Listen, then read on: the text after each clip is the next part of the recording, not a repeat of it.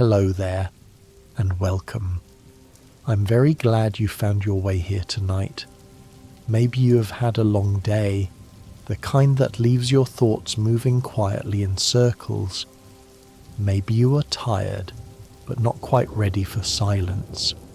Or maybe you wanted to return to Hallownest again, not to fight through it, not to rush through its tunnels, not to prove anything to the old kingdom below, but simply to sit with its sadness for a while, gently, slowly, the way one might sit beside a lake and watch the rain fall without needing to explain it.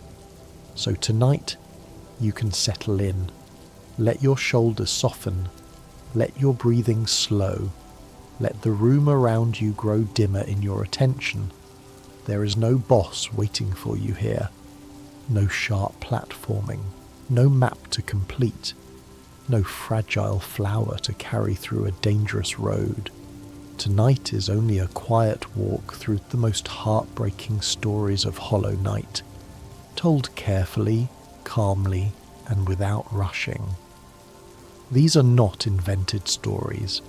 They are the sorrows already resting inside Hallownest, the singer who slowly loses herself to infection, the wanderer who returns to fulfill a promise and then leaves only his nail behind, the warrior who wanted to be brave enough to meet someone in death, the mourner carrying a flower for a love that was rejected, the loyal knight laughing in the sewers because the shining days are gone, and the countless silent children left at the bottom of the world because a king believed there was no cost too great. You do not need to remember every name. You do not need to hold every detail. Let each story pass like a dim lantern in a tunnel. Some will glow for a moment, some will fade. Hallownest has always been a kingdom of echoes, and not every echo needs to be chased. Before we begin, if this quiet journey helps you rest, you can leave a like so another tired wanderer might find it too. And if you feel like commenting, tell me where you are listening from tonight. It is comforting to imagine many little rooms, many low lights, many tired minds, all drifting together through the same rain-filled kingdom. Now breathe in and breathe out. The well is open. Dirtmouth is still. The road below is waiting. Let us begin with Myla, because her story is one of the smallest, and therefore one of the most painful. Myla is found near the entrance to Crystal Peak, mining and singing to herself. At first she is warm, cheerful and ordinary in a way that feels rare in Hallownest. So many figures below the surface are hostile, ancient, masked, royal, or already lost. Myla is different. She is just working. She greets the night sweetly. She sings. She speaks about mining, about crystals, about the strange little things she finds underground. She makes a dangerous place feel briefly domestic, as if someone could still have a normal day in the ruins. That is what makes her decline so heartbreaking. As the infection spreads through the kingdom and the knight's journey advances, Myla changes. Her song falters. Her thoughts become less her own. The orange light reaches her. Eventually she becomes hostile, another infected miner in Crystal Peak. The tragedy is not only that she attacks, it is that the wanderer once heard her before the sickness took her. Hallownest lets you meet the person before the husk, and then asks you to pass by later when the song has become something else. Myla's story is not grand. She's not a queen, a dreamer, a knight, or a god. She's a miner with a song, but that is exactly why she matters. The fall of Hallownest is not only measured in monuments and sealed temples, it is measured in a cheerful voice going quiet. It is measured in work continuing after the worker is gone inside. It is measured in the way Crystal Peak keeps glowing beautifully, while one of its gentlest souls is swallowed by the same light that has ruined so much else. You can imagine her song from far away now, softened by distance, not as a warning, not as a sharp memory, just a little melody in a mine where crystals hum and old machines still move. For a while, she was there. For a while, the kingdom had a voice that sounded almost happy. And then Hallownest did what it so often does. It kept the place and lost the person. Quirrell's sadness is quieter, slower, and more mysterious. When Quirrell first appears, he feels like a fellow wanderer. He is curious, gentle, and observant, with a scholar's calm and a traveller's wonder. He stands before the temple of the Black Egg and admits that the place draws him, though he does not fully understand why. He moves through the kingdom with an ease that makes him feel almost like a companion, someone passing through the same dark roads, stopping to look, think, and speak. But Quirrell is not simply wandering by chance. He carries Monomon's mask on his head, and that mask is part of the protection around Monomon the teacher. Long before the night reaches the teacher's archives, Quirrell is already carrying a purpose he does not fully remember. Monomon sent him away with her mask, and the call of Hallownest brings him back when the seal must be broken. That means his curiosity, his dreams, and his return are all part of an old promise slowly waking inside him. In Fog Canyon, the archives wait underwater and glass. Monomon sleeps as one of the dreamers, sealing the Black Egg. Umu guards the way, and the knight cannot complete the task alone. Quirrell helps. He removes the mask, strikes when the omen comes, and allows the knight to reach Monomon's dream. His purpose is fulfilled not in a loud, heroic speech, but in a quiet cooperation. He remembers enough. He returns what he was carrying. He helps undo the old seal. Afterward, Quirrell can be found at the Blue Lake, the source of the rain that falls endlessly into the City of Tears. There, he rests and reflects on the kingdom's age and beauty. He speaks with peace, as though the long pull that brought him back has finally loosened. When the knight leaves and returns, Quirrell is gone. His nail remains by the lake. The exact nature of his endings left unspoken. Hallownest does not show everything. It leaves the water, the nail, and the silence. That is enough. Quirrell's story is heartbreaking because it feels complete and incomplete at the same time. He came back to fulfill a duty he barely understood. He helped release Monomon. He saw the Blue Lake. Then he vanished from the path, leaving only the weapon he once carried close. In a kingdom full of screams, Quirrell's ending is a quiet absence. Perhaps that is why so many remember him with tenderness. He does not ask to be mourned. He does not make his departure dramatic. He simply stops beside still water at the top of the rain. For a while, the knight had someone who spoke kindly in the dark. For a while, Hallownest had a wanderer who could still see beauty in it. Then the lake remained, and Quirrell was gone. Cloth's story is the heartbreak of courage arriving late, but arriving anyway.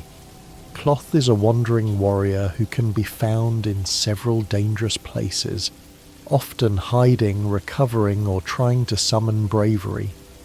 She carries a large club and speaks with a mixture of boldness and fear. What makes her so touching is that she is not fearless. She wants to be brave. She wants to become the kind of warrior who can face danger with honor. She speaks of Nola, someone important to her who is already dead, and her thoughts suggest that she hopes to be reunited with Nola in death. That detail changes the feeling of her whole journey. Cloth is not simply looking for glory. She's looking for a death that feels worthy, a death that might let her meet the one she lost without shame. Yet she is frightened. She hides in the ground. She survives. She talks herself toward courage slowly, awkwardly, almost sweetly. In many stories, bravery is a clean trait. In Hallow Nest, bravery can be messy. It can tremble. It can need time. If the knight's path brings Cloth to Queen's Gardens before the fight with the traitor lord, she appears during the battle and helps. She strikes the traitor lord, and in doing so she receives the death she seemed to be seeking. Her body later rests in Dirtmouth, and in Godhome her club can be seen near the grave of the traitor's child, if she died in that battle. It is a strange and sorrowful victory. Cloth becomes brave at the cost of her life. But Cloth's story can also end differently. If the knight does not bring her to that battle in the same way, she may survive and eventually leave Hallow Nest, disappointed that she did not find the warrior's death she imagined. That version is sad in another direction. Living can feel like failure to someone who is looking for a meaningful end. Hallow Nest gives her two possible shapes, a brave death or a restless survival. Neither is simple. Cloth is heartbreaking because she is so alive in her fear. She's not a perfect hero. She's not a coward either. She's someone trying to become worthy of her own grief. The kingdom gives her danger, and depending on the path, danger either grants her the ending she wanted or denies it. In both cases, the ache remains. A warrior can be saved and still feel unfinished. A warrior can die bravely and still leave silence behind. Zima, the grey mourner, carries a grief so old that it seems to have become her home. She was once one of the 5 great knights of Hallow Nest, known as Zima. By the time the knight finds her, she is hidden in the resting grounds, shrouded in grey, mourning a lover whose grave lies far away in Queen's Gardens. Her lover was the daughter of the traitor lord, sometimes called the traitor's child. Their union was rejected by their mantises because Zima was an outsider. The child died, and Zima remained, holding delicate flowers from lands far away. The flower she gives the knight is fragile in the most literal way. It must be carried from the resting grounds to the grave without taking damage and without using easy shortcuts that would break the journey's meaning. This makes the task feel like a ritual of grief. It is not enough to possess the flower. It must survive the road. The knight must move carefully through a kingdom that is hostile to fragile things. That is what makes the delicate flower one of the most beautiful objects in Hallow Nest. It does not attack. It does not protect. It does not make the knight stronger in the ordinary sense. It asks for tenderness. It asks for patience. It asks the wanderer to respect the fact that some things matter because they can be ruined by carelessness. In a world built around combat, the flower is a little command to be gentle. When the flower reaches the traitor's child's grave, Zima's grief finally changes. The love that was denied in life is honoured in death. The mourner finds release, and the old knight's long vigil ends. It is a small ending, but it carries enormous weight.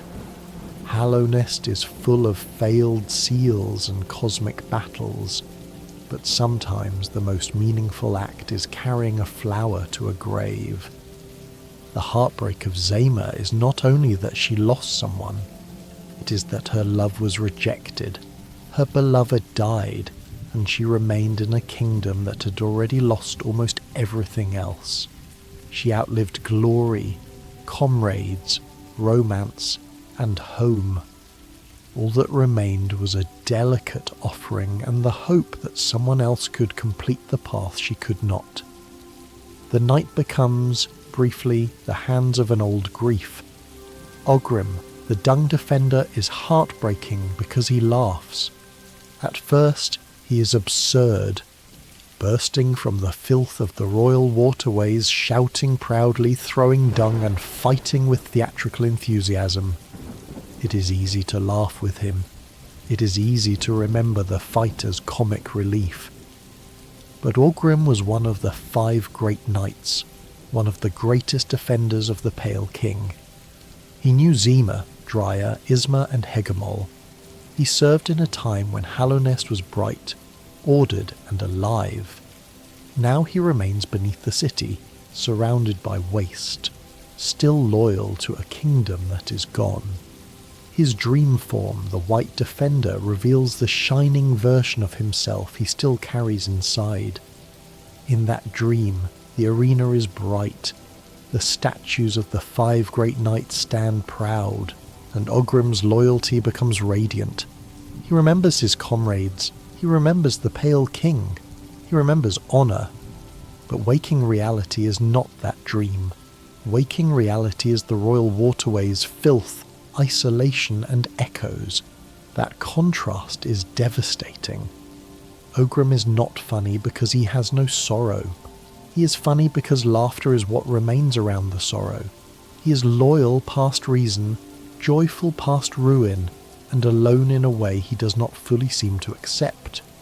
When he speaks the names of the other knights in Dream, the old world briefly returns. Then it fades again. The 5 great knights themselves are scattered like broken pieces of a heroic age. Zima becomes the grey mourner. Drya dies near the White Lady, apparently at her post, still guarding her queen. Isma is gone, but Isma's tear remains in her grove, a kindness that lets the night pass safely through acid. Hegemol is absent, his armour stolen by a small maggot who uses it to become the false knight. Ogrim survives in the waterways, laughing and dreaming.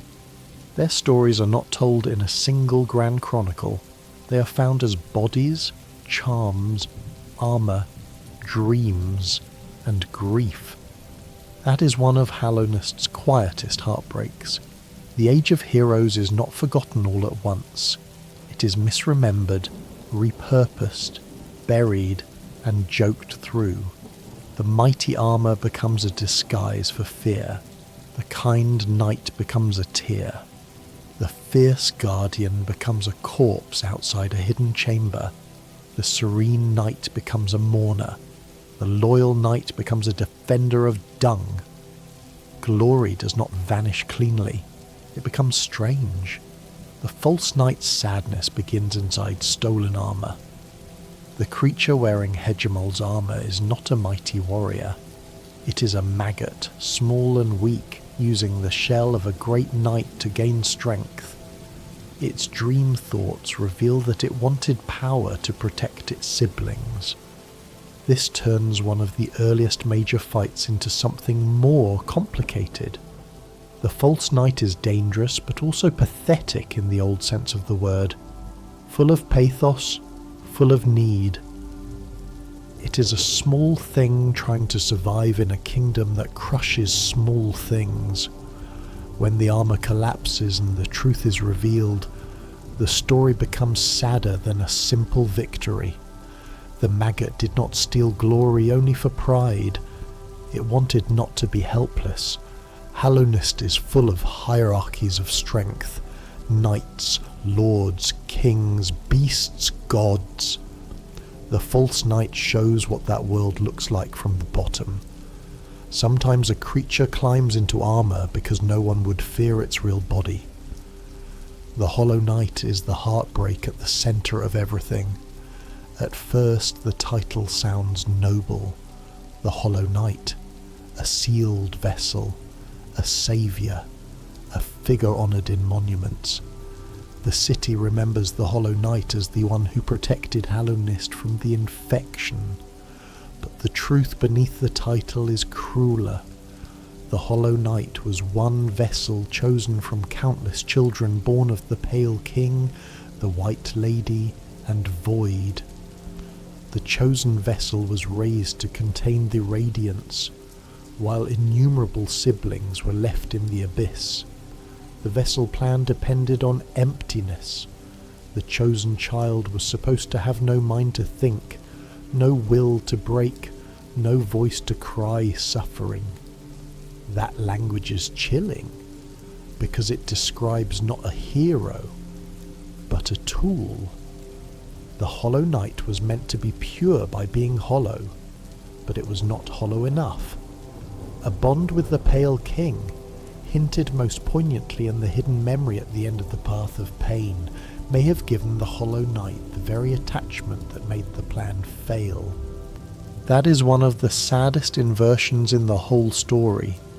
Care, or something like care, may have doomed the kingdom's solution. A child raised to be empty could not remain empty after being chosen, trained, and perhaps loved. The Pale King's plan required a living being that would not become a person. But personhood is exactly what seems to have slipped in. When the knight finally reaches the Hollow Knight in the Temple of the Black Egg, the fight is not simply against a final enemy. It is against a suffering sibling. The Hollow Knight is chained, infected, and breaking. During the battle, it begins stabbing itself as though trying to help, resist, or end its own torment. That movement changes everything. The enemy is not only attacking, it is suffering from inside the prison it was made to become. The music in that battle carries grief more than triumph. The Hollow Knight's body is tall, damaged, and royal, but also pitiable. Its title becomes a wound. Hollow was what it was asked to be. Knight was what the kingdom called it. Neither word saved it. The abyss is the place where the heartbreak becomes too large to count. There, beneath ancient basin, beneath the palace grounds, beneath the roads and stations and old royal machinery, lie the shells of countless vessels. The night is not unique in origin. It is one of many. When it descends into the birthplace and remembers the climb, it sees the great shaft of siblings and the chosen vessel being taken upward. That memory is almost unbearable because it reveals selection without comfort. One child was chosen, the rest were left. The masks in the abyss are not decorations, they are the remains of siblings. Each one suggests a life that never had a life, a possible vessel, a possible self, a discarded answer to a king's impossible problem. The phrase, "no, cost too great," becomes horrific there, because the cost is no longer abstract. It has faces, it has shells, it has a flaw. The knight's own silence becomes more complicated after the abyss. Silence might mean hollowness, it might mean design, it might mean trauma too old for speech. The story does not explain the knight's inner life, and that restraint is part of the power. We do not need the knight to speak to understand the sorrow of where it came from. Sometimes a silent character carries more grief than a monologue could hold. The White Lady's sorrow is tangled with guilt. She is hidden in Queen's gardens, bound among roots, restraining herself because her power to create life is dangerous. She recognizes the night as her spawn. She speaks gently. She helps by giving half of King's soul. But she is also part of the vessel tragedy. She is mother to the children whose shells fill the abyss. Her softness does not erase that. It makes it harder to look away. The White Lady is not presented as a simple villain. She is ancient, restrained, remorseful in tone, and aware of the weakening vessel. Yet the terrible fact remains. The vessels were born from her and the Pale King, and the plan used them. Her grief is therefore not clean.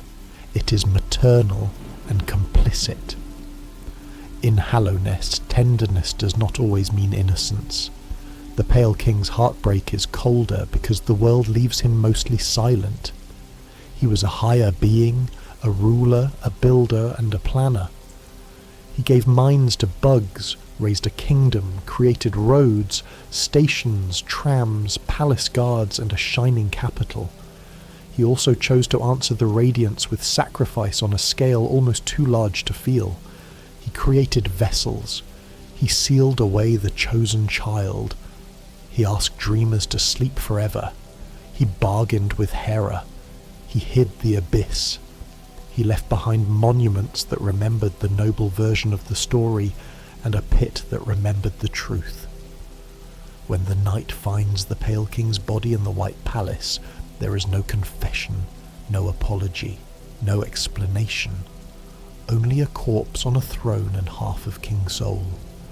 For a ruler associated with foresight, that silence is devastating. Perhaps he foresaw much. Perhaps he did not foresee enough. Either way, Hallownest fell, and the children remained below. The White Palace itself feels heartbreaking because it is so clean. The bright walls, precise traps, and royal mechanisms seem untouched by ordinary decay. But the cleanliness makes it feel less alive, not more. It is order without comfort, a palace in dream, hidden from the ruined kingdom, still protecting the remains of a king who cannot answer for what he did. The path of pain hides a memory of the Pale King and the Hollow Knight together, and that tiny moment of connection may be the softest and most dangerous thing in the whole palace. Hornet's story is heartbreaking because she inherits consequences she did not create. She's the child of Hera the Beast and the Pale King, born from the bargain that made Hera a dreamer. She's connected to deepness, to royalty, to the vessels, and to the sealing of the black egg, but she is not a vessel herself. She has a voice, a will, and a duty that she carries alone. When she tests the night, she's not merely blocking a path. She's trying to understand whether this silent, sibling-like creature can face the truth of Hallownest. Hornet's mother sleeps as a seal. Her father is gone. Her half-siblings are countless and mostly dead. The kingdom she moves through is already ruined. She's left as a guardian of thresholds, a watcher at the edge of decisions. Her strength is beautiful, but the loneliness underneath it is easy to feel. She belongs to many parts of Hallownest, and fully to none. The seer carries the heartbreak of a whole tribe's regret. She is the last surviving member of the Moth tribe, a people who once worshipped the Radiance but turned away from her toward the Pale King. In doing so, they helped forget the very being from whose light they came. The seer tends the resting grounds, rescues the night after the dreamers drag it into dream, and gives the dream nail. Her work is full of memory, essence, and old debt. As the night gathers essence, the seer slowly moves toward release. When the dream nail is awakened to its fullest, she acknowledges the radiance and the moth's abandonment of her. Then she dissolves into essence. It is a peaceful moment, and also the end of her people. The last moth becomes light and memory, leaving the resting ground emptier than before. The radiance herself is heartbreaking in a terrible way. She is the source of the infection and the final dream-side enemy, but she is also a forgotten god. The Moth tribe turned away from her. The Pale King's light replaced hers. Hallownest's order grew while her memory faded. Her return is catastrophic, but the wound beneath it is abandonment. She does not simply want to destroy, She wants to be remembered, and her remembrance burns through minds. This does not make the radiance innocent. The infection causes enormous suffering. It steals cells, twists bodies, and fills dreams with orange compulsion. But Hallownest is richer because even its great source of horror has an old grief inside it. A forgotten god becomes a plague of memory. Light becomes sickness because it cannot bear being erased. The dreamers are heartbreaking because their sacrifice becomes a prison. Monomon, Lurien and Hera sleep to seal the black egg and contains the hollow night. Each represents a different kind of power: knowledge, watchfulness, and beastly independence. Their sleep is meant to protect the kingdom, but by the time the night arrives, the kingdom is already ruined. The dreamers remain bound to a solution that failed slowly. To progress, the night must end their sleep. Saving Hallownest means undoing the sacrifices that once tried to save it. Monomon's story is tied to Quirrell, and that makes it tender. She was the teacher, keeper of knowledge in the archives. She entrusted her master to Quirrell and sent him away, adding another layer of protection to herself. When Quirrell returns, he helps the knight reach her. Teacher and student, or master and servant, are reunited only so the seal can be broken. It is a reunion shaped like an ending. Lurien's story is lonely in height. He sleeps in the Watcher's spire above the City of Tears, the city he once watched. Around him are the Watcher knights, empty armours animated by infection. The Watcher remains at his post in the most literal way, high above a capital that no longer lives as it once did. His title becomes mournful. What does it mean to watch a city that has already fallen? Hera's story is sharper because her sleep was part of a bargain. She demanded a child from the Pale King before becoming a dreamer, and Hornet was born from that agreement. Hera's sacrifice therefore carries both duty and cost. She did not simply kneel to the Pale King's plan, she negotiated. She bound Deepness' future to Hallownest's, sealing through her own body and her own child. Hornet is the living remainder of that bargain. Deepness itself feels heartbreaking because it is so often treated only as frightening. It is frightening, yes. It is dark, tangled, full of traps, beasts, and false welcomes. But it is also a home. It belonged to Hera and her people. It held weavers, distant villagers, tram failures, hidden dens, and its own laws. The fear it creates does not erase its history. Hallownest's more polished regions often look down on dark places, but Deepness survived as something separate, something that did not easily become pale and ordered. The weavers leaving Hallownest is a quiet sorrow. Weaversong says they departed for their old home, meaning they did not simply vanish into death. They left. Their den remains, and their song can still call tiny weaverlings to help the night. A culture once lived there, made thread, shaped spaces, and then went away. Departure can be a form of survival, but it still leaves a hollow place behind. Nosk's heartbreak is more hidden, because Nosk is mostly terrifying. Deep in Deepness it imitates the night's form, luring the silent vessel deeper before revealing itself. It is a predator, and the encounter is designed around fear. But the choice of disguise is painful. In a world full of abandoned siblings and empty shells, Nosk uses the night's own shape as bait. The creature turns recognition into danger. It makes the night follow what looks like itself. That is a lonely kind of horror. The broken vessel is another sibling-shaped sorrow. Found in the ancient basin, it is a vessel whose body has been reanimated by infection. It moves and fights, but not as a free self. The orange light and light seeds use the shell. Later, in Dream, Lost Kin appears as a more personal version of the same tragedy. The name changes everything. Broken Vessel describes what the body has become. Lost Kin describes what it was to the night. Lost Kin is heartbreaking because it reminds us that the vessels are related. They are not just failed experiments in a pit. They are kin. The dream fight gives that lost sibling a title that aches. It suggests that beneath the silence, beneath the masks, beneath the royal plan, there was a family of discarded beings, even if no one allowed them a family life. The siblings in the abyss become peaceful after Voidheart is obtained, and that peace is one of the quietest changes in the world. Before, they rise and attack. Afterward, they no longer treat the night as separate prey. Something has been united.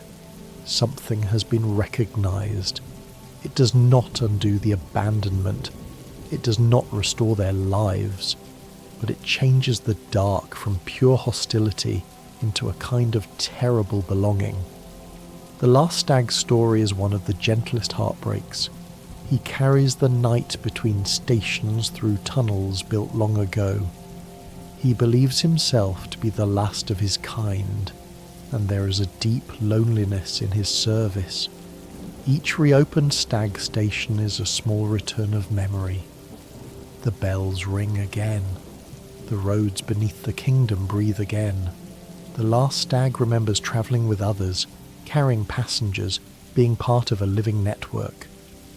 When enough stations are opened and the stag nest is found, he discovers eggs. He realizes he may not be the last after all. That moment is not a grand restoration of Hallownest. The kingdom remains broken. But for him, one devastating belief softens. His species may continue. His loneliness may not be the final truth.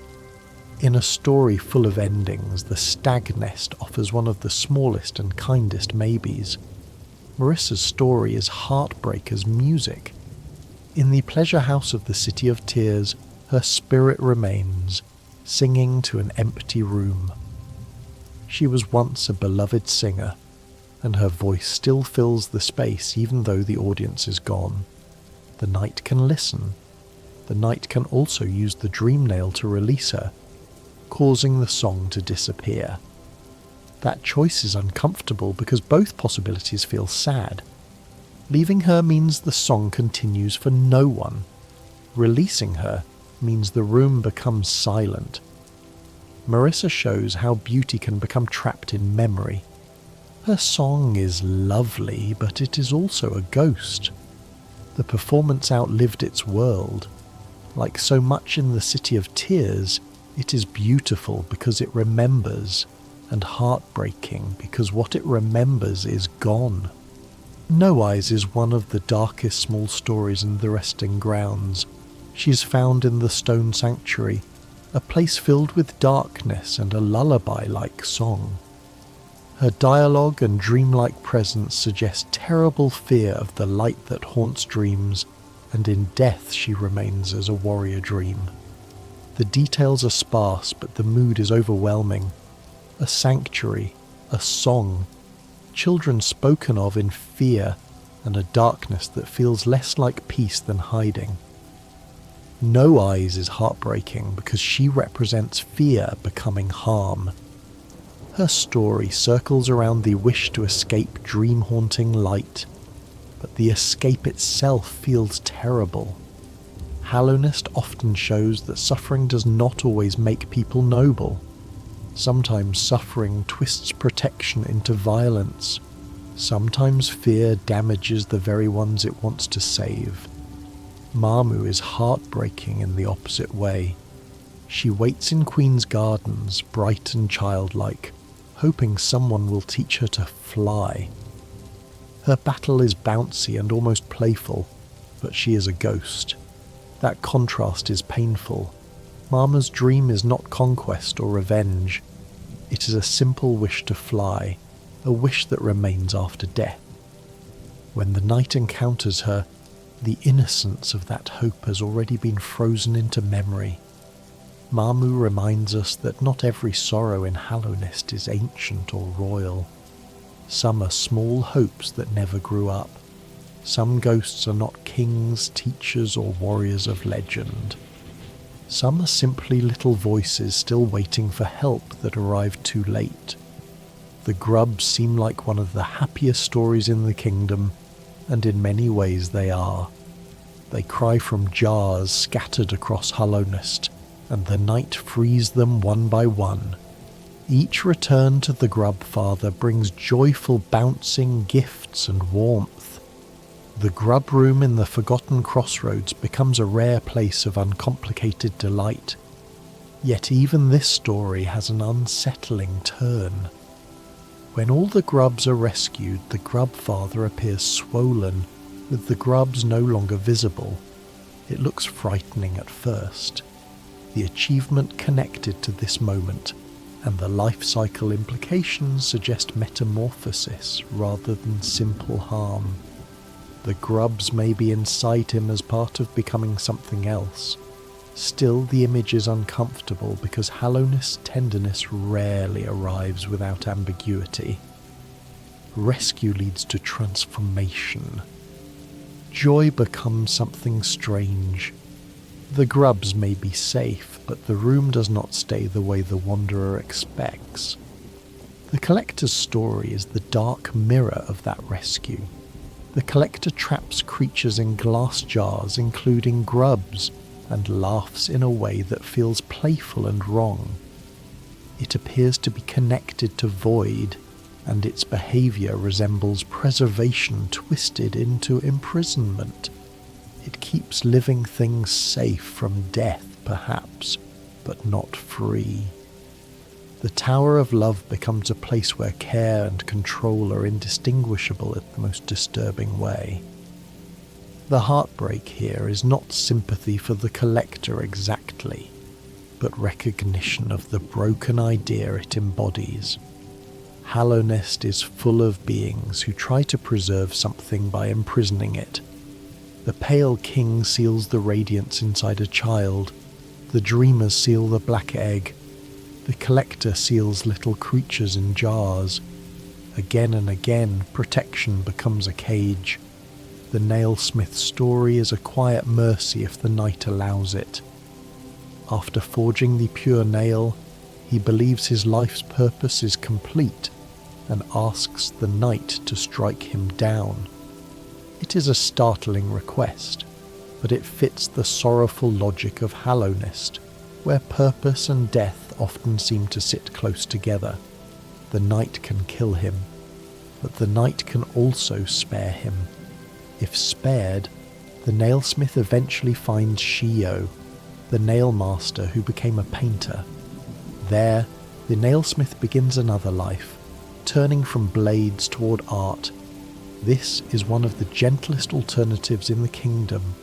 A person can finish one purpose and not die.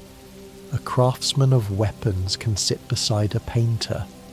The world does not often offer such kindness, which makes it precious when it does. Sheo's own story is hopeful, but the hope is born from leaving something behind. He was a nail master, but he turned toward painting. In his home, colour replaces combat. The possibility of the nailsmith joining him makes that home feel like a small refuge from Hallownest's endless demands. Not everyone has to remain what the kingdom made them. Some can change before the end. Sly's hidden identity is not exactly heartbreaking, but there is melancholy in how greatness hides in a little shop. At first, he is a small merchant rescued from infection in the Forgotten Crossroads. Later, after the knight learns the nail arts from Matto, Oro and Shio, Sly reveals himself as the great nail sage. His smallness never meant weakness. His shopkeeping never erased his mastery. Hallownest is full of figures who have retreated into smaller lives after greater days. Some are broken by it, some survive. The nail masters carry their own quiet sorrows. Matto is warm and eager for a bond. Oro is isolated and stern. Shio has turned away from the nail toward art. They are brothers in tradition, but separated by temperament and time. Nail Master's glory gathers their teachings into one charm, but the people themselves remain apart. Skill can be passed on even when relationships are strained. Menderbug is one of the smallest possible tragedies. He appears rarely near the well in the forgotten crossroads, repairing the sign that points to the old village roads. Many wanderers never meet him. If he is killed, his hidden home can be found, including a diary that reveals his simple life, his pride in repairing signs, and his affection for another bug. The sorrow of Menderbug is that he is almost invisible until he is gone. He is a tiny worker maintaining a dead kingdom's signs, making the roads readable for travellers who may never know his name. There is something painfully tender about that. Hallownest's great stories are full of gods and kings, but a little bug repairing a sign is also part of the kingdom's heart. Not all heartbreak is cosmic. Sometimes it is a small home opened only after its owner can no longer return. Elderbug's loneliness is easy to miss because he is always there. He stands in Dirtmouth, greeting the night, worrying about new arrivals, and gently commenting on the changes in town. He is ordinary in the best way. He does not fight. He does not rule. He does not unlock a secret ending, but he gives Dirtmouth warmth. When given a delicate flower, he is touched, and his quiet happiness feels meaningful precisely because it is so small. Elderbug matters because he shows what Hallownest lost at the everyday level. Not only kings, knights and scholars, but neighbours, conversations, concern. Someone standing near the well, hoping the wanderer returns. Dirtmouth is sad because it is almost empty, but Elderbug keeps it from feeling completely dead. Bretta's story is soft and a little embarrassing, but still sad. She's found trapped in the fungal wastes, and later comes to Dirtmouth, where she develops an intense admiration for the knight. If Zote is rescued and later appears, her admiration can shift toward him instead, filling her house with exaggerated romantic writing. It is easy to laugh at Bretta, but underneath the humour is loneliness. She wants someone to admire. She wants a story to place herself inside. Dirtmouth gives her safety, but not necessarily clarity. Zote's story is comic, but comedy in Hallownest often has a bruise under it. He boasts endlessly, names his weak nail Life Ender, and speaks as though he is the greatest warrior alive. He is often helpless without realizing it. The knight can rescue him repeatedly, or leave him to die in certain situations. In Bretta's dreams, Grey Prince Zote becomes a ridiculous, exaggerated figure of romance and strength. The joke is sharp, but there is loneliness in it too.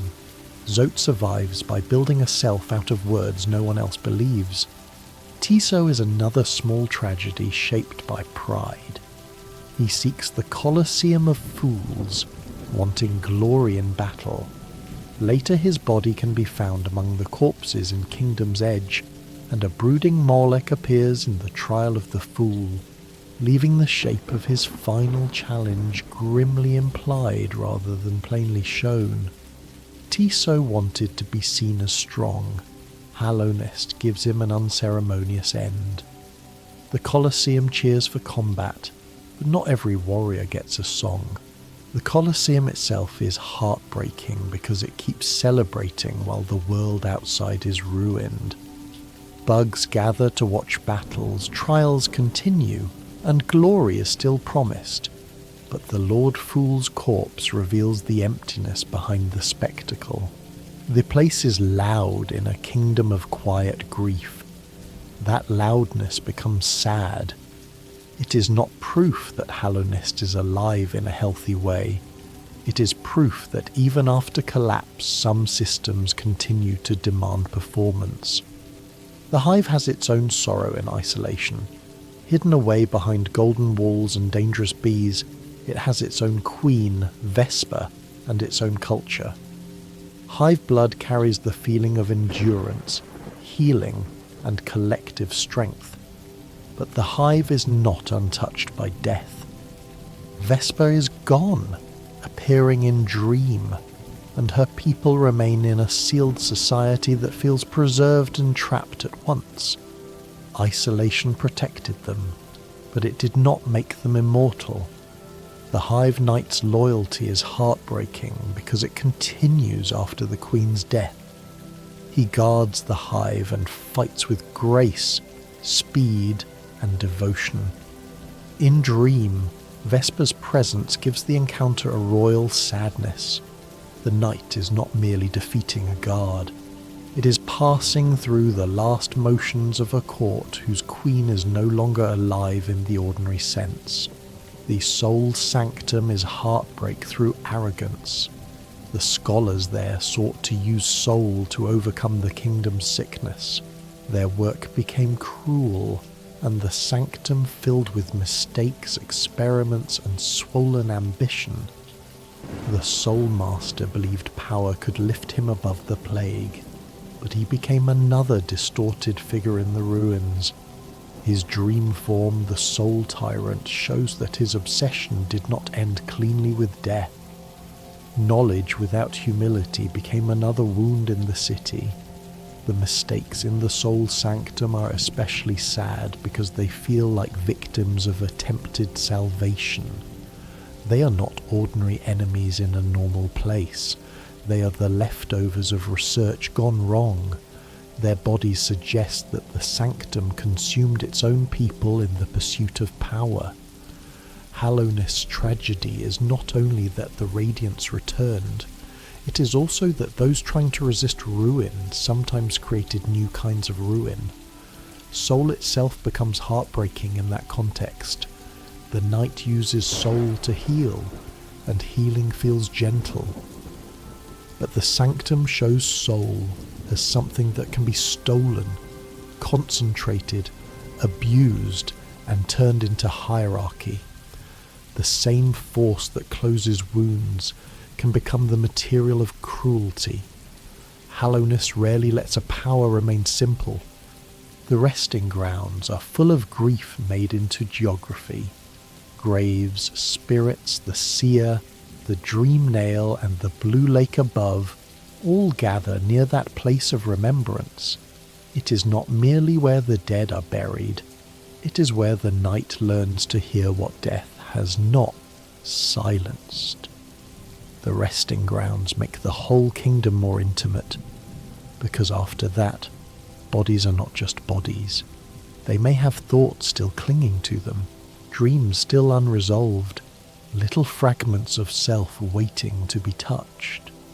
The ghosts of children in the spirit's glade and other resting places are especially tender. Some spirits barely understand death. Some continue habits. Some speak as if waiting or remembering. Releasing spirits with the dream. Nail can feel peaceful or unsettling depending on how one understands it. Hollow Knight does not make the dead simple collectibles. It makes their presence gentle, strange, and sometimes morally uncomfortable. Joni, whose repose is found in Howling Cliffs, is associated with lifeblood, and her blessing changes the knight's masks into lifeblood health that cannot be healed normally. Her resting place is peaceful and blue, with butterflies and stillness. It feels separate from the orange infection and the pale royal tragedy. Yet it is still a grave. Even the most peaceful powers in Hallownest are encountered through remains. The Blue Child Jonian lifeblood as a whole show that Hallownest contains mysteries untouched by the main story's explanation. blue cocoons, life seeds, and the great lifeblood door in the abyss suggest a power of preservation and vitality, but the details remain mostly quiet. This can be heartbreaking in a softer way. Not every mystery becomes known. Some remain blue, sealed, and sleeping beyond the edge of understanding. The abyss creature linked to lifeblood in Godhome makes that mystery feel larger, but still distant. The kingdom's tragedy is dominated by orange light, pale kingship, black void, and dream, yet blue life waits in hidden chambers. Hallownest is not one sorrow. It is many powers passing near one another, some loud, some silent, some barely touched before the journey moves on. The Shadecloak's origin in the abyss is heartbreaking because it asked the knight to turn off the lighthouse. That beam holds back the void sea. When it goes dark, the knight enters deeper shadow and receives a gift from the darkness below. A lighthouse usually saves travellers from danger. In the abyss, extinguishing the light is what allows growth. Hallownest has a way of making symbols hurt. The lighthouse keeper, found dead within the abyss lighthouse, suggests that even the machinery restraining void once had an attendant. Someone kept that light burning. Someone lived near the deepest dark to maintain a barrier between the kingdom and what it feared. By the time the night arrives, only the structure remains. Duty outlasted the one who performed it. The ancient basin station being broken carries its own sadness. The last stag cannot reach it at first because the way is damaged. The lower kingdom is disconnected. Restoring stag stations often feels hopeful, but the ancient basin reminds us that some routes are harder to recover. The deeper one goes, the more the kingdom's systems fail. The palace grounds are quiet in a way that feels abandoned rather than peaceful. The White Palace is hidden in dream, and the visible grounds are pale ruins. A king's mould corpse becomes the doorway inward when struck by the awoken dream nail. Even the entrance to the king's memory is a dead servant. The kingdom's highest authority is reached through the body of something made to guard it. The dream. No More ending is heartbreaking because even the best release does not restore what was lost. The radiance can be defeated. The void can rise. The infection can be ended at its source. But Myla is not shown singing again. The city is not rebuilt. The vessels in the abyss do not become children with lives. Quirrell does not return to the bench. Zama's lover does not rise from the grave. The ending is powerful because it ends suffering, not because it rewrites history. That difference matters. Hallownest's most hopeful ending is still not a happy return to the past. It is a release. It is the stopping of a long pain. Sometimes that is the kindest ending a ruined kingdom can receive. The sealed siblings' ending is heartbreaking because it repeats the old mistake with a new shape. If Hornet is caught in the black egg and the night becomes the new vessel, the seal reforms. The infection is contained again, but at a terrible cost. Hornet becomes trapped, and the cycle resembles the old solution that already failed once. It is a quiet warning that replacing one sacrifice with another is not the same as healing. The Hollow Knight ending, where the knight takes the infection into itself, is also sorrowful because it feels like duty without understanding the deeper wound. The knight becomes another container. The black egg closes again. The kingdom receives a pause, perhaps, but not freedom from the source. The small vessel takes on the burden, and the old structure continues. Godhome's endings are heartbreaks of another kind. The Godseeker seeks gods, attunement, and ascension. drawing together the strength of Hallownest's beings in dream. Absolute radiance appears as a terrifying height of that longing. The void can rise as the Shade Lord. Depending on the delicate flower, even that ending can change. Godhome turns the kingdom's grief into worship and challenge, suggesting that even after ruin, beings may still hunger for gods enough to create new disasters. The delicate flower in the Godhome ending is so striking because it brings a small pure thing into contact with overwhelming void. A flower meant for a grave can affect the fate of a god-seeking being and the dark power beyond. That does not make the flower easy to explain. It makes it feel sacred in the old fairy tale sense. Fragile, strict, and more powerful than it looks. The dream nail itself is heartbreaking because it gives intimacy without always giving comfort. To hear the thoughts of an enemy, a ghost, or a corpse is not always to solve them. Sometimes it only makes the sadness clearer. The night can know more and still not save everyone. Knowledge in Hallownest is a lantern, not a cure. Relic Seeker Lem's work is also quietly sad. He buys relics and speaks of the past with scholarly interest, but he is studying a kingdom whose living context is gone. Wanderers' journals, Hallownest seals, king's idols, and arcane eggs become objects on a counter. Their meanings are partly preserved, partly converted into geo. History survives, but as fragments sold by someone passing through. Lem's interest in arcane eggs hints at civilizations older than Hallownest, which makes the Pale King's tragedy feel both enormous and small. Hallownest seemed like a whole world to those inside it, but it was built over older mysteries. Even great kingdoms become layers. Even sacred seals become relics. This is heartbreaking in a cosmic way. No civilization is as final as it believes. The Mantis Lords provide one of the few stories that is not purely sad, but even their strength has sorrow around it. Their brother became the traitor lord. Their tribe divided. They preserved discipline by casting out those who accepted the infection.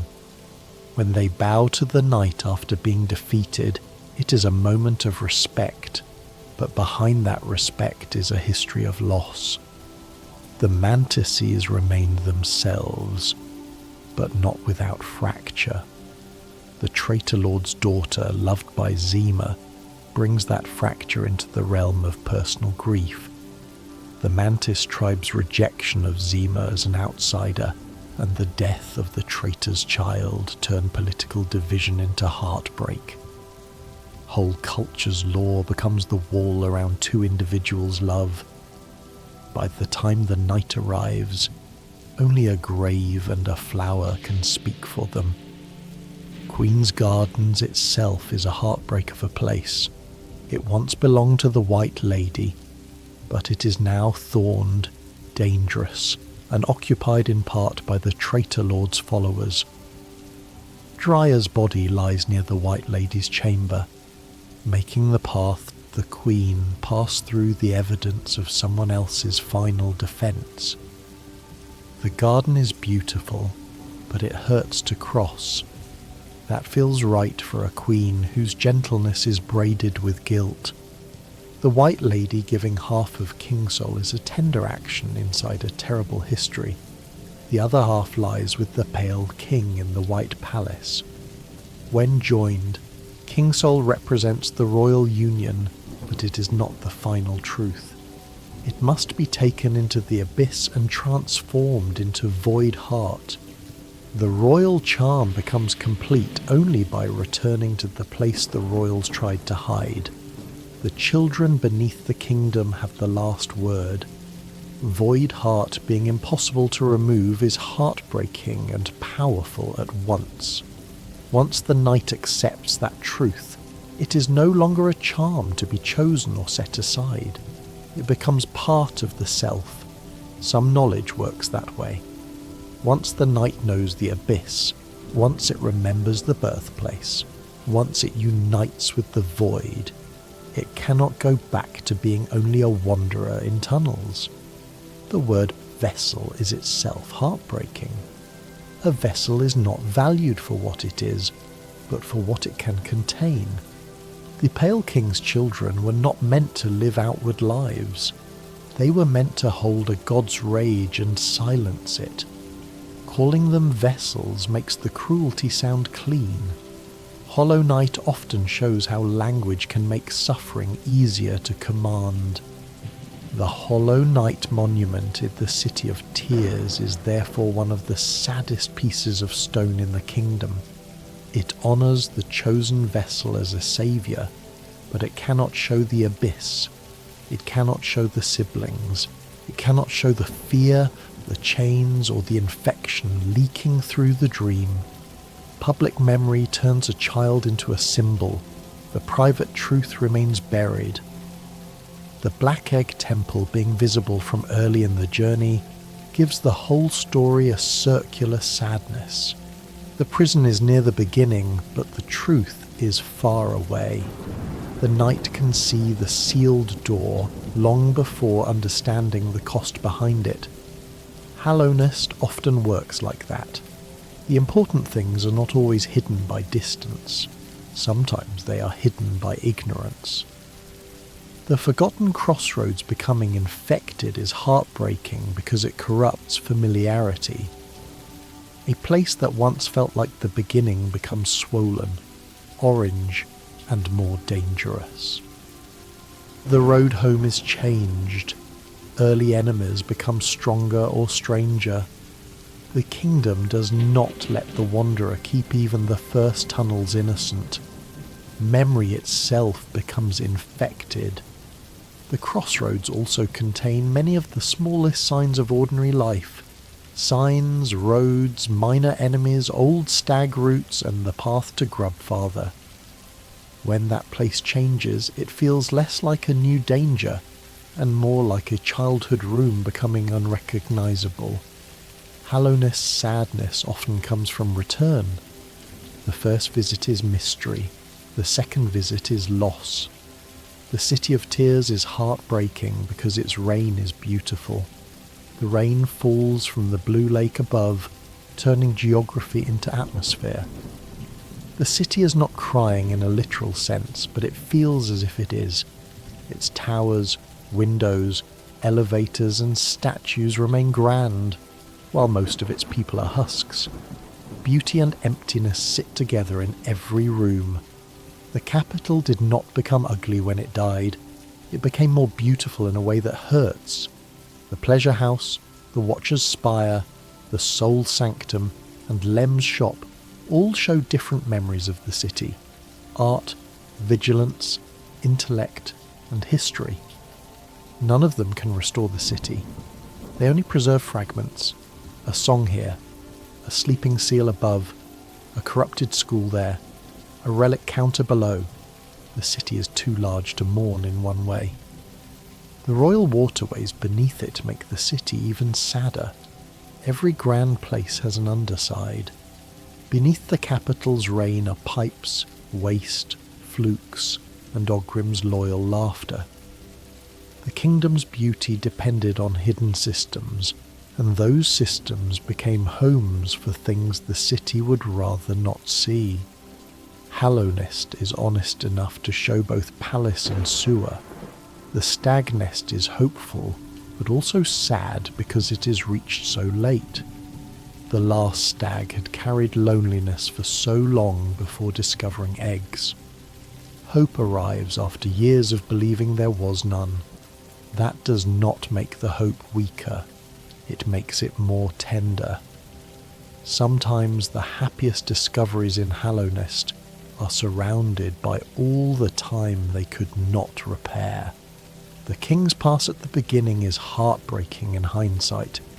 The first room seems simple, a tutorial of movement, jumps, enemies and signs.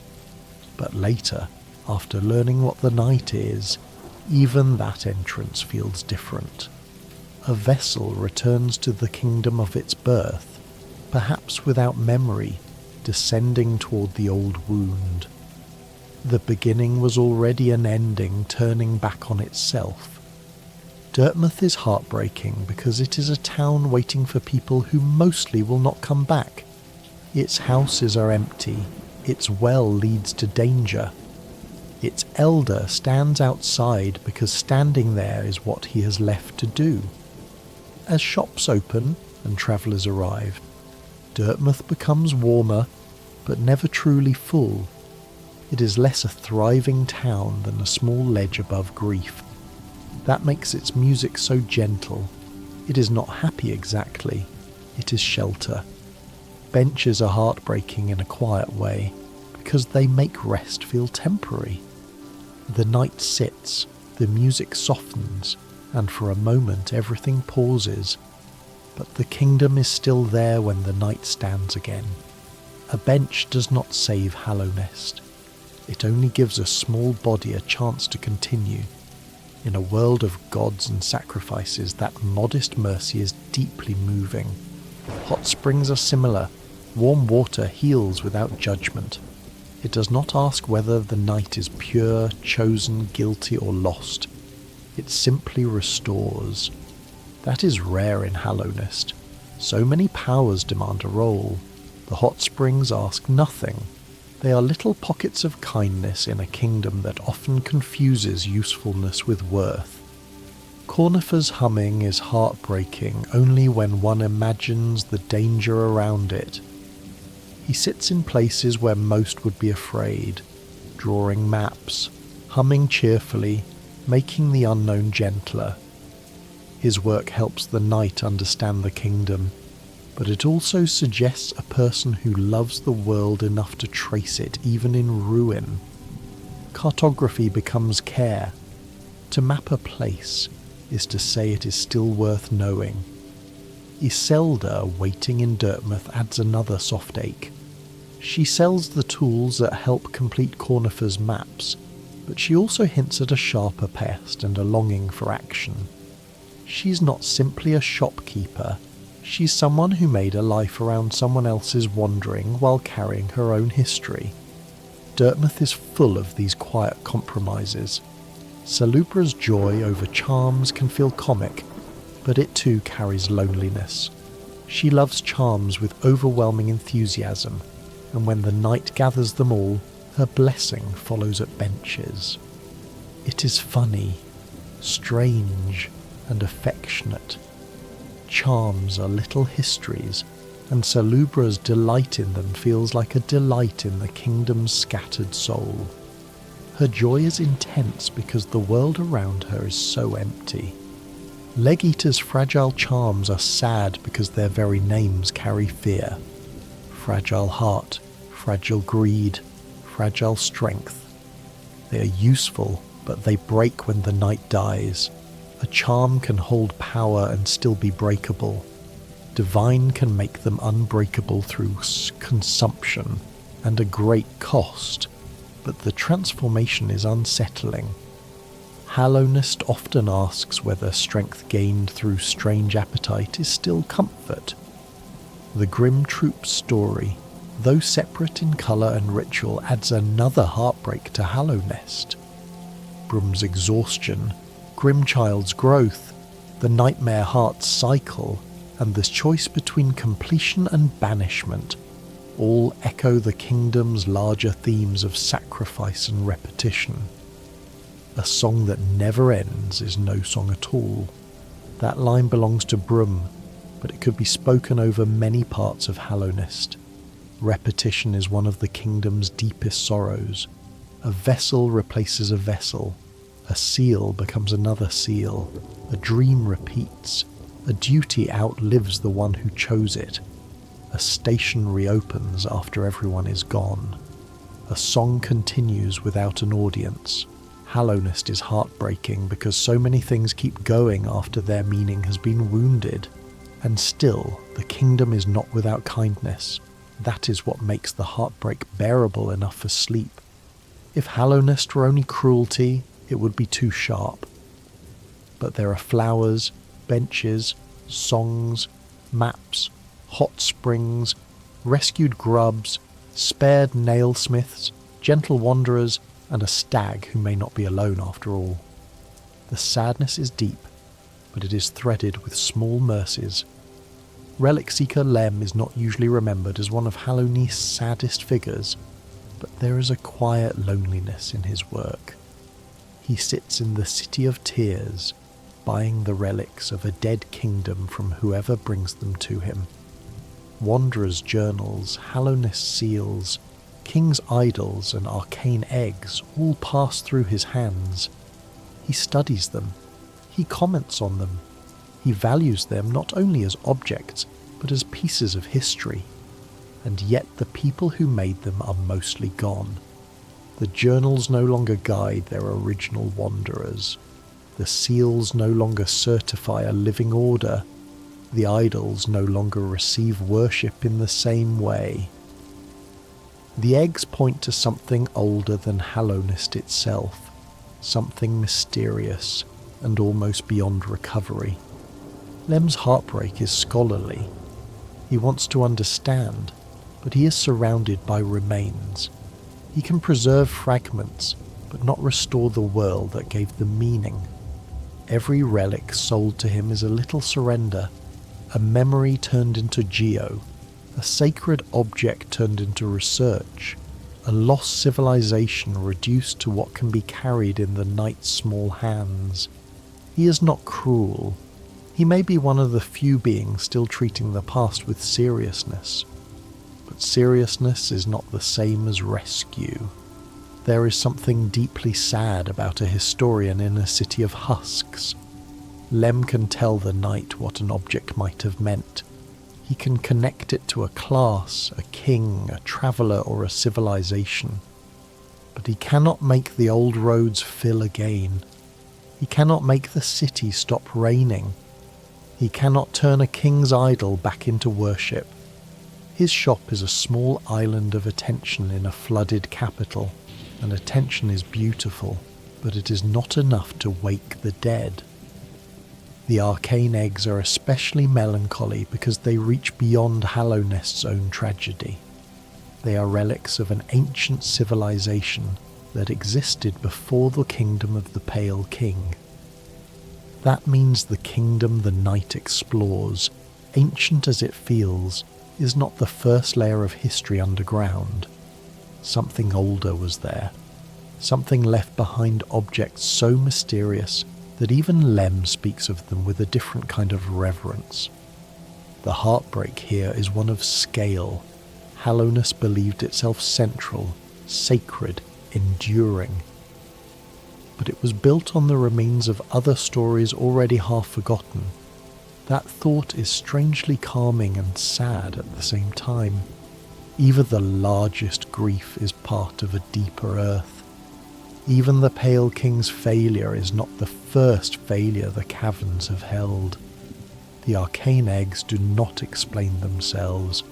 They simply remind us that history continues downward farther than any one kingdom can see. Maskmaker, hidden in Deepnest, brings another kind of sorrow, the sorrow of identity. This strange figure speaks about masks, faces, and what it means for a being to have a self. In Hallownest, masks are everywhere. The knight's face is mask-like. The dreamer's masks seal the black egg. Monomon's mask is carried by Quirrell. Bugs wear shells, armour, faces and titles that may or may not match what is inside. The mask maker's little room feels like a workshop for the idea of personhood itself. The heartbreak of Mask Maker is not a single tragedy, but a question. How many creatures in Hallownest are wearing roles because the world requires them? The Hollow Knight wears the role of vessel. Ogrim wears the role of loyal defender. Zama wears the role of mourner. Hornet wears the role of guardian. The false knight wears stolen armour because weakness was too dangerous. The mask maker sits in the dark and reminds us that a mask can hide a wound, create a self, or make a life bearable. Gigi and Jin show two different relationships to loss. Confessor Gigi waits in Dirtmouth behind a locked door, able to summon the night's shade in exchange for a rancid egg. The shade is the dark echo left behind after death, holding what was lost. Gigi's service feels strange, almost domestic in its eeriness. A little room, a quiet figure, an unpleasant egg, and the return of one's own shadow. It turns failure into a ritual of recovery. In another shape of the journey, steel-souled Jin takes that place, trading rancid eggs for Geo because death no longer leaves a retrievable shade in the same way. Jin is colder, stranger, more transactional. Together, Gigi and Jin make the locked room feel like a doorway into different understandings of death. One calls back what was lost. One pays for what has no use in a harder world. Even the same room can mourn differently. Rancid eggs themselves are quietly sad because they are disgusting and valuable at once. They are found in hidden places, bought from Took, and used in strange exchanges. Most would see them as refuse. Gigi and Jin see worth. Took, living in the royal waterways, treats them with familiarity and warmth.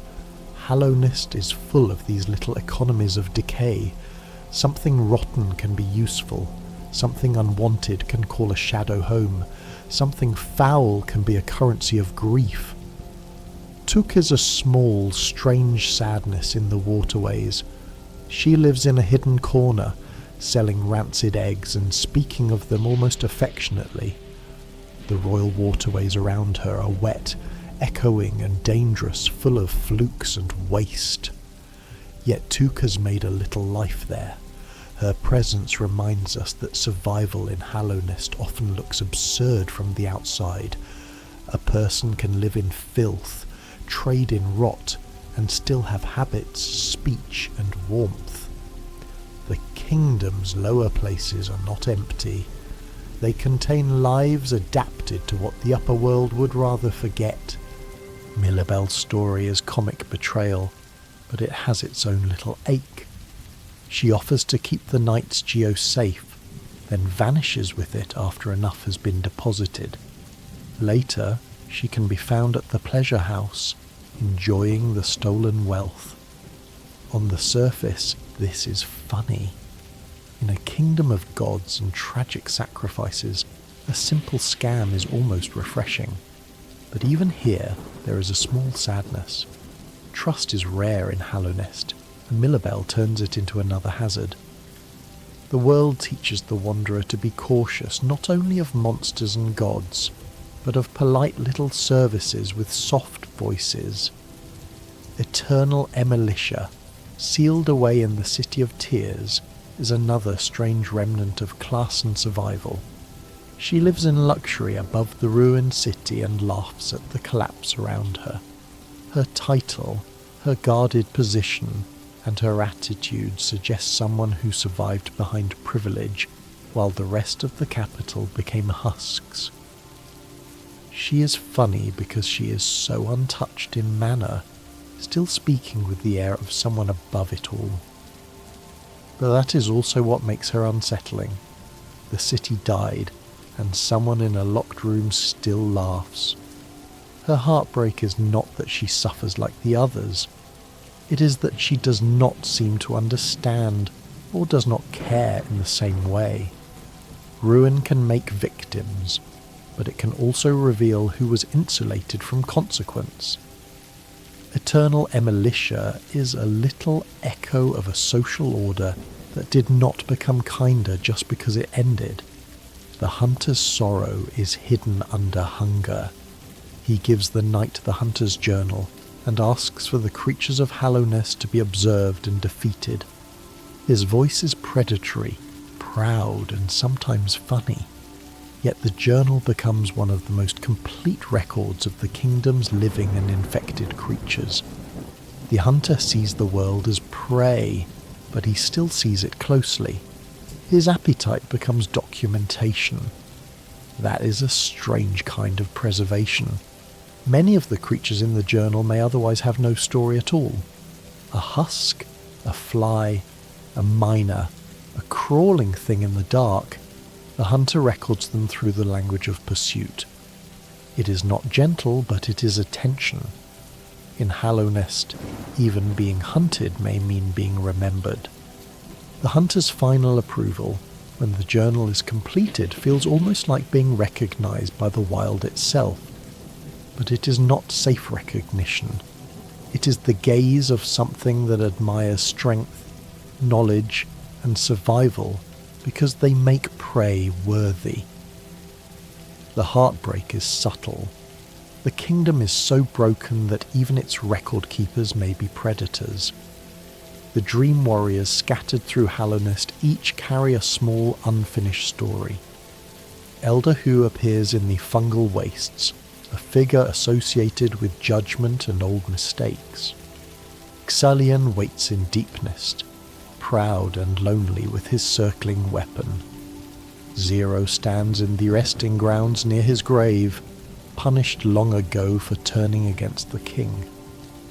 Gorb rises on the howling cliffs with strange comic transcendence. Markoth waits behind darkness and distance in Kingdom's Edge, shielded and severe. Marmu waits in Queen's Gardens with the wish to fly. No Eyes sings in a dark sanctuary. None of them can rebuild Hallownest. Each is a small pocket of self that death did not fully dissolve. These spirits are heartbreaking because they are not all central to the royal plan. They remind us that a kingdom is never only its rulers. Hallownest was full of private ambitions, mistakes, hopes, punishments, jokes, and fears. The dream nail lets the night touch those remnants, but touching them does not always feel like helping.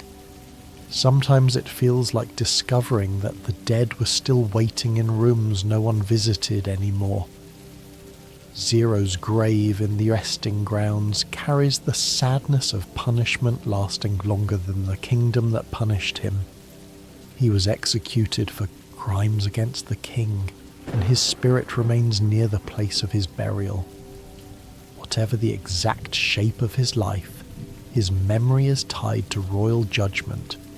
The Pale King's order is gone, but the consequence remains. That is one of Hallownest's cruel patterns. Systems fall, but those harmed by them do not automatically become free. Gorb, meanwhile, is almost funny enough to hide the melancholy. His strange cries about ascension make him seem absurd, but he too is a dead warrior dream alone on the cliffs. Comedy in Hallownest often floats above loneliness like a paper lantern over dark water. You can smile at Gorb and still feel the emptiness around him. The Spirit's Glade is one of the most morally delicate places in the kingdom. It is peaceful, filled with spirits who speak in their own ways. Revek guards them fiercely. The night can use the dream nail on these spirits, absorbing their essence, but the act feels different from fighting hostile dreams.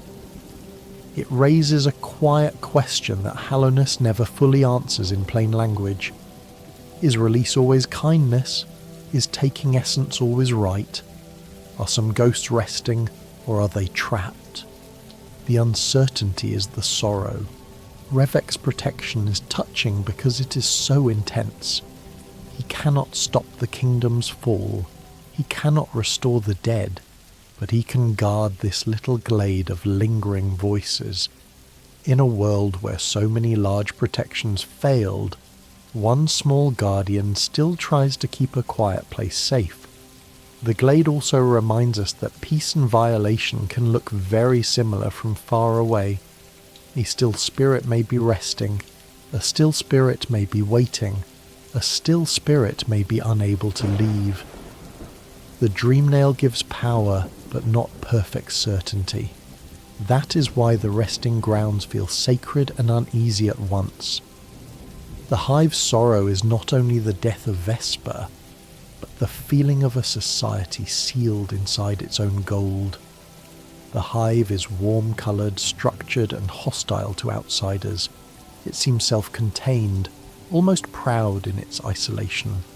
Hive blood's slow regeneration suggests endurance, a culture that heals by returning to its own rhythm. But by the time the night enters, the queen is dead, and the hive knight remains as a devoted defender of a court already past its living height. Vesper, appearing in dream after the hive knight falls, gives the place a mournful dignity. She acknowledges what has happened from beyond ordinary life. The hive was not simply a side chamber full of enemies. It was a kingdom within a kingdom, with loyalty, hierarchy and loss. Its gold does not make it happy, it makes its stillness shine. Kingdom's edge carries the heartbreak of borders. It is where the worm's cast-off shell lies, where ash falls, where the Colosseum draws fighters, where Oro lives alone, where Hornet tests the night again, and where the king's brand can be claimed. It is the edge of Hallownest, but not empty. Edges are where discarded things, ambitious things, and old bodies gather. The kingdom's boundary is not a clean line, it is a place full of aftermath. The cast-off shell of the worm is one of the most powerful silent images in Hallownest. The Pale King came from something vast, and that old vastness lies dead or empty in Kingdom's Edge. The ruler who made himself smaller left behind a body like a landscape. The tragedy of the Pale King begins there in a way. A god changes shape to rule, and eventually his kingdom becomes another empty shell. The king's brand marks authority, but it also opens the abyss. That means royal authority is the key to royal guilt. The knight must bear the king's mark to descend into the place where the king's children were abandoned. Symbolically, this is devastating. The same power that built Hallownest opens the door to what Hallownest tried to hide. The tramways have their own sadness because they are machines of connection in a kingdom without crowds. The knight can ride them through Deepnest, Ancient Basin, and Kingdom's Edge, but the sense of public travel is gone. The tram pass feels like a relic of ordinary movement, commuters, workers, visitors, routes. Now the tram moves for one silent body. It still functions, but its purpose is emptied out. Machinery can survive the society that built it, and that survival is not always comforting. The stagways feel warmer because the last stag speaks, but that warmth makes their abandonment hurt more. A bell rings, and he comes. He remembers. He carries. Every station reopened is a little act of restoration, but also a reminder of how much has been lost. A living carrier in a dead network is both hope and grief. The Queen's Station is one of the sweetest ruins because it still feels like a place where travel once had hospitality. There is a bench, a stag station, old rooms, and the sense of a crossroads between Green Path, Fog Canyon, fungal wastes, and the city. Quirrell appears there, resting and thinking. The station is not grand like the city, but it feels lived in. Its heartbreak is the heartbreak of ordinary infrastructure made quiet. A station is meant for arrivals and departures. In Hallownest, it mostly waits. Fog Canyon is heartbreaking because it protects knowledge with drifting danger. The teacher's archives are hidden there, surrounded by charged lumaflies, acid and translucent creatures. The place is beautiful in a fragile, suspended way. Monomon's domain is not a fortress of stone, but an archive in a strange living field. Knowledge here is delicate and dangerous. It floats, it shocks, it hides behind water and glass. When Monomon's seal is broken, it is not only a step toward ending the infection. It is the closing of a long-kept trust between teacher and assistant, dreamer and mask bearer. Quirrell's return gives the moment tenderness. Without him, the archive would be colder. With him, it becomes a farewell. The Soul Sanctum's mistakes deserve to be remembered again because they are the sorrow of people becoming material. The scholars sought soul, but the Sanctum's enemies and experiments suggest a place where bodies were altered, used, and damaged. The Soul Master rises above them, swollen with stolen power, but the lower rooms carry the cost. The mistakes do not speak their full histories. They only remain as evidence that the pursuit of salvation can become cruelty long before anyone admits it. The Crystal Peak miners are heartbreaking for a similar reason. They continue working under infection, striking crystal as if labour itself has replaced thought. Their bodies glow with the same orange force that ruins so many mines. Crystal Peak is beautiful, but its beauty is industrial. It is mined, powered, harvested. The miners' continued work makes the whole place feel like a machine that forgot its workers were people. The enraged guardian above the first crystal guardian feels like another version of the same trapped labour. It sits on a bench, stronger and more dangerous, occupying rest with hostility. The fact that a bench can be blocked by suffering is a perfect little Hallowness sadness. Even rest has to be reclaimed. The brooding Malek is an early sorrow hidden near the start. It is tucked away, alone, infected, and aggressive. Its behaviour and journal text suggest longing for others of its kind. This turns a difficult early encounter into a small tragedy of isolation. The creature is frightening, but also lonely. Hallowness teaches this lesson again and again. Danger and sorrow often share the same body. The Gru's mother is another early image of life continuing strangely. She sleeps heavily, then bursts into smaller Gruzes after defeat. It is grotesque and almost comic, but it also establishes that Hallownest's bodies are full of hidden continuations. Death is rarely clean. Shells break, swarms emerge, infection animates, void lingers. The kingdom is full of things that continue in unsettling forms. The massive moss charger is many small moss creatures acting as one large body. It is playful, surprising, and thematically rich. Hallownest repeatedly asks what makes a self. One creature can be many. A knight can be a vessel. A god can live in dreams. A swarm can wear a shape. The sadness is that identity is never as stable as the kingdom wanted it to be. The little moss creeps and mosskin of Greenpath add another kind of grief. Greenpath is beautiful, alive, and connected to Un's older dream, but even there the infection appears.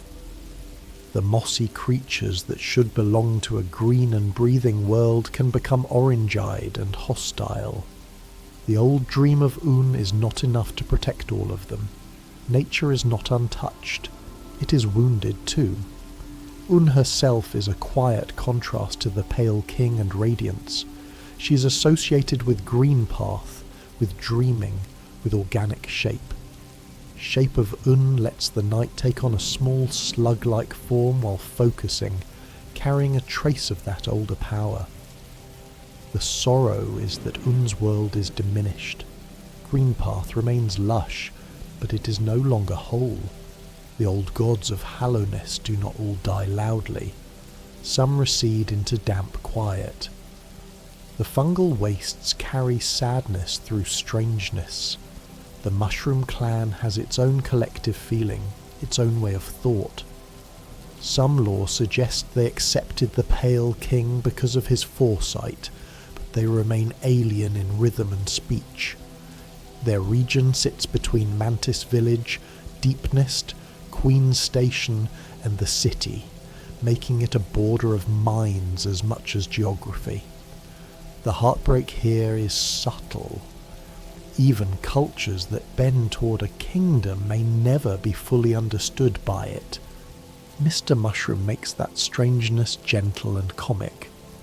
His words require a special way of hearing, and his appearances across the kingdom feel like a secret farewell tour.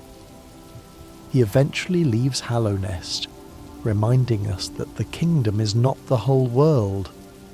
Some beings pass through its tragedy without belonging entirely to it. Leaving can be a mercy, but it can also make the ruins feel lonelier. The fungal core corpse that speaks of the pale worm and unavoidable doom suggests that even foresight could not save Hallownest. This is one of the most heartbreaking ideas in the story. The Pale King may have seen farther than ordinary beings, but seeing danger is not the same as escaping it wisely. Knowledge without humility becomes another trap. The dream nail makes all of this heavier because it gives the knight fragments of inner life. A hostile creature may think of hunger, duty, fear, pride, or nothing at all. A corpse may hold a final impression. A spirit may linger with a wish. The more the knight hears, the less simple the kingdom becomes. The dream nail is a gift, but it is also a burden.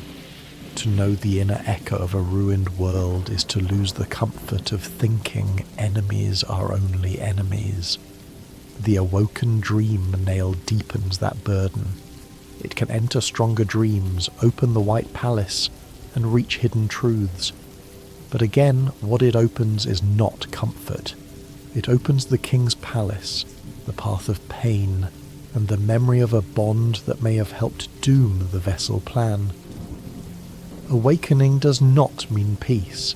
Sometimes awakening means seeing the wound more clearly. The path of pain is heartbreaking not because it is hard, but because of what waits at the end.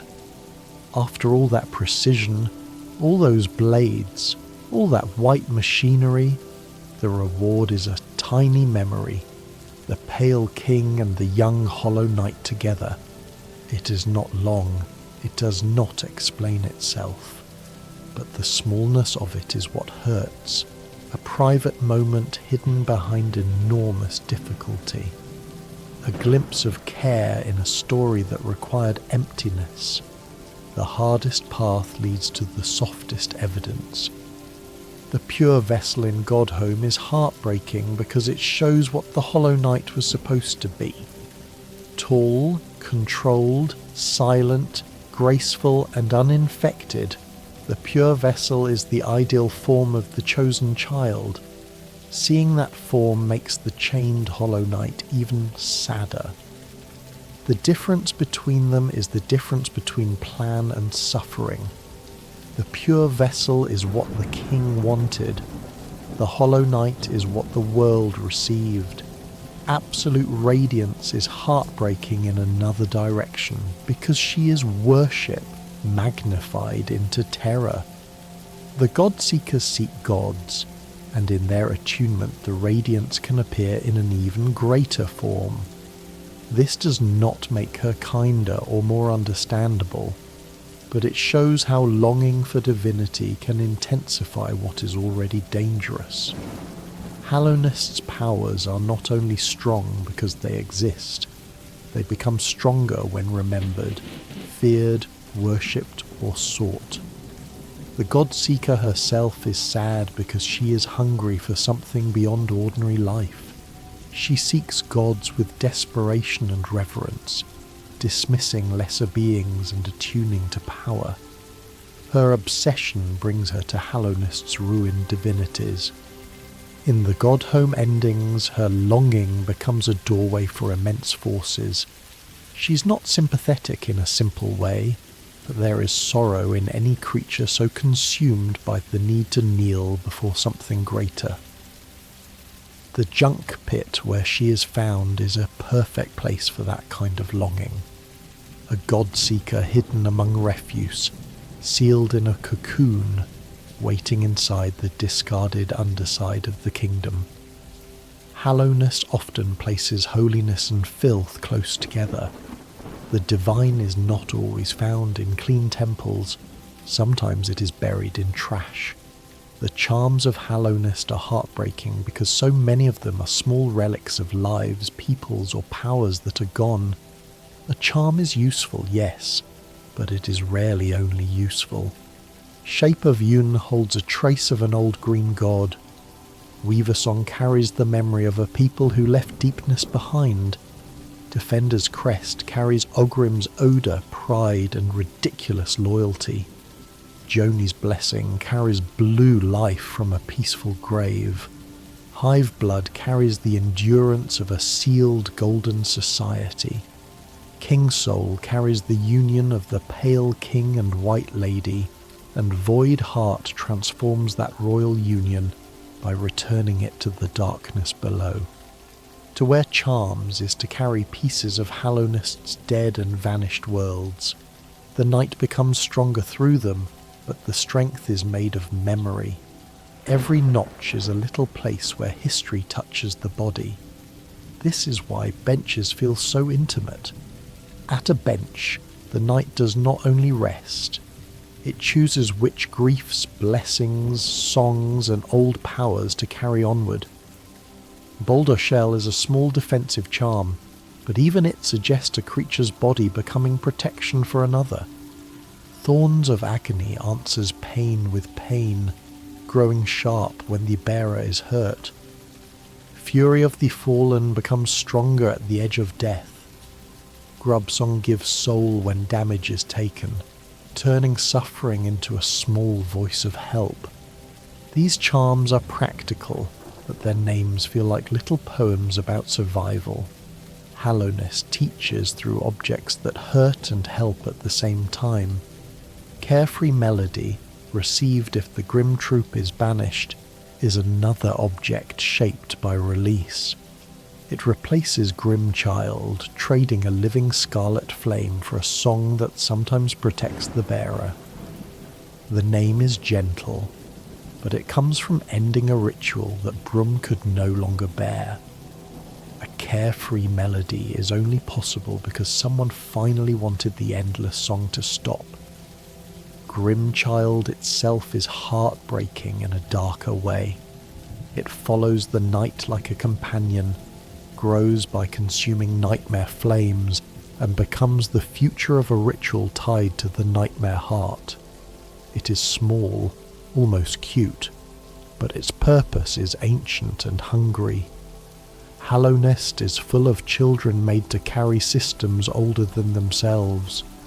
Grimchild belongs to that sorrow too, even though it comes from a red world beyond the Pale Kingdom's central tragedy.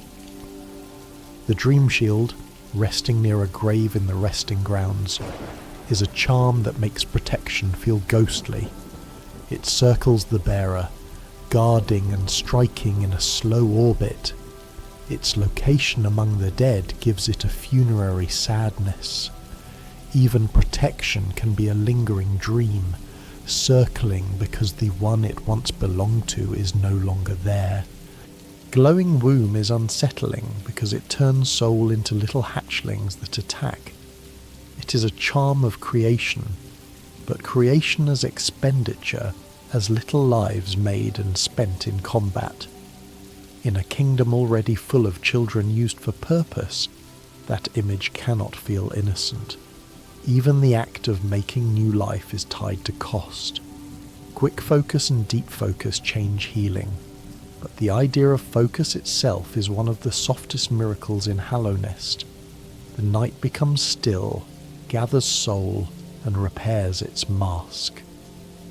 In a world that keeps breaking bodies and minds, the ability to pause and mend is quietly moving. Focus is not loud, it is a small act of refusing to fall apart. Mask shards are heartbreaking because they make wholeness incremental. The night does not simply become stronger all at once. It gathers fragments. It buys some, finds some, earns some, receives some through rescue and risk. A mask is a face, a shell, a measure of life. To build one from shards feels like becoming whole from a broken kingdom's leftovers. Vessel fragments do the same for soul. A vessel becomes deeper by collecting pieces. It can hold more, heal more, cast more, survive longer. But the name always carries the old tragedy. Vessel, fragment, a container made from parts. The language of improvement is still the language of the Pale King's plan. Pale ore, used by the nailsmith, is another object that makes strength feel mournful. It is found in high places, low places, dream rewards, rescue rewards, trials and hidden paths. The pure nail is not just forged from money, it is forged from pieces of the kingdom gathered through danger, compassion, and memory. When the nailsmith finishes it and asks for death, the weapon's perfection becomes tied to his sense that his purpose is over. The blade is pure. The maker is empty. The knight can refuse that emptiness by sparing him. That choice is one of Hallownest's quiet rebellions against tragic purpose. The nailsmith does not have to end when the nail is complete. He can find Shio. He can find colour. He can become more than the work he was made or trained to do. In a story where so many beings are trapped inside roles, this survival feels like a soft light. Even Geo has a little sadness. It scatters from enemies, stones, caches and relics. It buys maps, benches, tolls, charms and keys. It can be stolen by Millibel, lost to death, or offered to fountains. Money continues to matter in a kingdom whose society has collapsed. The old economy is broken, but its machines still accept payment. A toll gate does not know the king is gone. A shop can still open above a graveyard of roads. Simple keys are sad because they remind us how many locked rooms remain. Behind one is Gigi. Behind another are the royal waterways. Behind another is the pleasure house. Behind another is the cocoon of the Godseeker. A little key can open recovery, filth, music, or divine hunger. Hallownest's secrets are not sorted by importance. They are simply locked, waiting for a small piece of metal to decide what kind of sorrow comes next. The love key may be the saddest of these names. It opens the Tower of Love, where the collector keeps living creatures trapped in jars. The word love becomes twisted there, changed from care into possession. That is a heartbreak Hallownest understands very well. The Pale King loved his kingdom and made a prison. The collector loves collecting and makes prisons. Even love, when mixed with control, can become glass around something that should have been free. The elegant key opens a chamber in the soul sanctum, tying beauty to the cruelty of research. Elegant is a refined word, a city word, a word that belongs to polished doors and old status. But what waits beyond it is another piece of the sanctum's violence. Hallownest often places pretty names on painful things. The elegance remains, but it does not cleanse what happened behind the lock. And so the objects of Hallownest become stories too. A charm is a memory, a key is a question, a relic is a voice from a dead order, a flower is grief made fragile, a nail is purpose sharpened until it asks what comes after purpose, a mask is a face trying to stay whole, a vessel is a child described as a container. The heartbreak is everywhere, but it is quiet enough now to rest beside. Now, after all these stories, the sorrow of Hallownest can begin to feel less sharp and more like rain. Now the stories can begin to soften. Mila's song is far away now, somewhere in the crystal dark. Quirrell is resting beside the blue lake, with the rain beginning below him. Cloth is laughing nervously somewhere in the tunnels, trying to be brave. Zima is holding a flower with hands that have carried grief for a very long time. Ogrim is dreaming of white banners and old friends. The Hollow Knight is not fighting now. The vessels in the abyss are quiet. The seer has become light. Marissa's song is a thin echo in an empty room. Mamu is waiting to fly. No Eyes is hidden in the dark where the song is soft and strange. The last stag is listening for bells in stations that once knew many feet. The White Lady rests among roots. The Pale King is silent in his palace of memory. Hornet stands at the edge of the path carrying a duty that was born before she could choose it. The Mantis Lords remain seated in their village, strong and sorrowful and unbent. The City of Tears keeps reigning. The resting grounds keep remembering. The Queen's gardens keep their thorns. The abyss keeps its masks. And Dirtmouth waits above it all, quiet under the dim sky. You do not need to carry every sadness with you. You do not need to solve Hallowness tonight. You do not need to choose an ending. You do not need to wake a dreamer. You do not need to descend into the abyss. You do not need to hold the flower without breaking it. Just breathe. Let the stories become softer. Let the names become lanterns. Myla, Quirrell, Cloth, Zima, Ogrim, Hornet, Hera, Monomon, Lurien, Seer, Marissa, Mamu, No Eyes, the Hollow Knight, the Little Knight, all of them resting now in the quiet of the telling. The road is still there, but you do not have to walk it. The rain is still falling, but it is gentle from here. The black egg is far away. The palace is far away. The orange light is dim. The void is deep and still. A bench waits in a safe room. The knight sits down. The nail rests beside it. The map is folded. The lanterns are low. The stag bell does not ring. Nothing is asking for courage now. Nothing is asking for sacrifice. The old kingdom can sleep beneath stone, and you can sleep too. Sleep well, wherever you're listening from. Good night.